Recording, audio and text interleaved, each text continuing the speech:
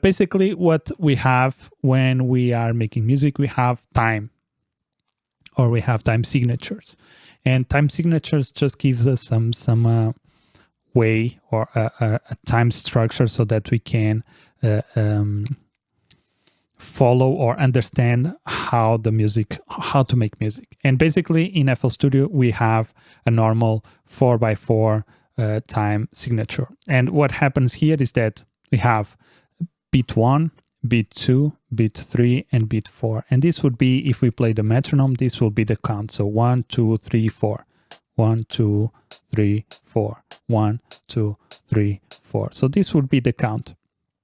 And usually a syncopated rhythm will play on the offbeats. So if I have this one here, so let me actually bring up again the minimal basic 808, because this already has some drums. So if I have this one here, so this is playing every beat. Let's make it a little bit slower.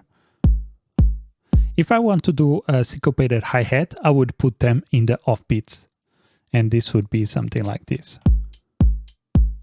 So I'm putting the hi-hat and I'm giving emphasis to the hi-hat on the offbeat. So it plays the kick, and then 2 steps later, it plays the hi-hat. 2 steps later, again, the kick, because this is the beginning of the beat, of a new beat. So beat 1, beat 2, and so on.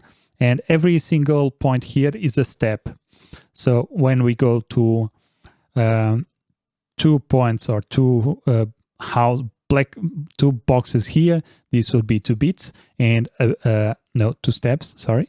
And a beat is composed of 4 steps. So this is an entire beat, and then this is another beat. So every single box here is a step. And basically when we do something like this, when we put offbeat, or when we put boxes here or sounds playing on the offbeat, we are creating some syncopation. And this gives some interest to tracks, and it can really make your track sound a little bit more human, more add some interest to your tracks. There's also some other type of syncopation that we can play around with.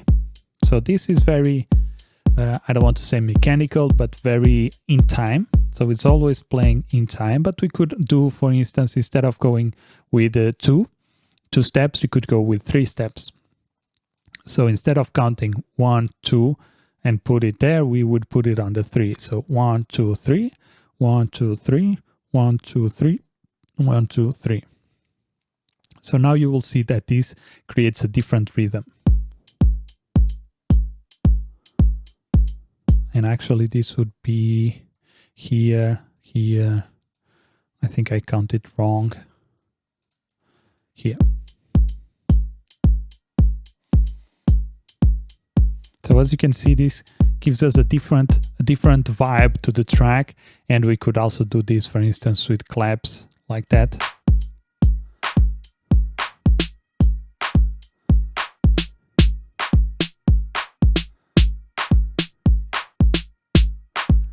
And we can basically create different rhythms with this syncopation principle. Of course, instead of going with, for instance, in this one, I went 6 and then 3 and then another 6. In this one, I went 3 and then 9, as you can see here. So we can play around with the number of steps that we do.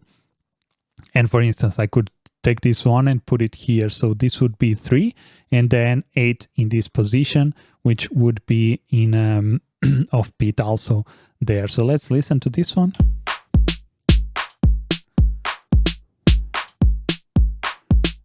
And as you can see, it gives a different rhythm, a different kind of a break in the drum loop. So this kind of feels more predictable, but if I mix this one here, this kind of breaks the prediction. So it kind of makes the drums a little bit more interesting, because it adds a little bit of unexpectancy. I think that's the word that I'm looking for. It kind of makes you are not expecting that clap there, but if I put it here, you will kind of feel it's a little bit more predictable. I hope that makes sense. So this is predictable, and if I put it here, it kind of makes it sound a little bit off, but it sounds good at the same time. So this is the way to playing around with this syncopation, with the numbers of steps that you put in between the sounds can really make your drums or your melodies more interesting. And one thing that we could add here is add a little bit of swing to give it even more feeling and more variation. Let's take the swing.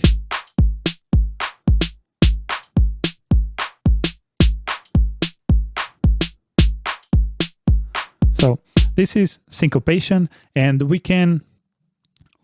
I could give you examples after examples, but the basic idea here is to just play around with the number of steps that you have in between your notes, and this could give some really cool sounds, really cool effects. I also like to do this, for instance, with the pluck sounds. So let me show you an example of something plucky.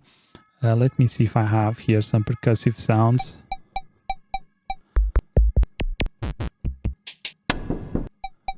This could be one. Let's do here. Let's put this every 3, and then I have to take also something here. This has arpeggiator, and I don't want. So if I play this now.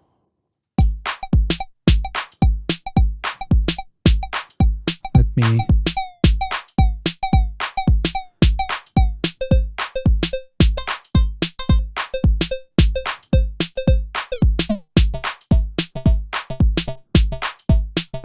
So as you can see, we can play around and make this sound really, really cool and make our sounds a little bit more interesting.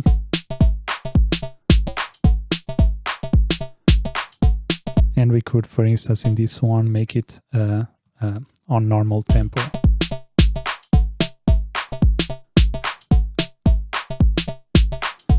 So I hope this helps with understanding what syncopation is.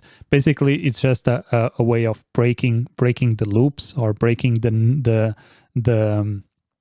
weak and strong accents in the time signature that we have in our project.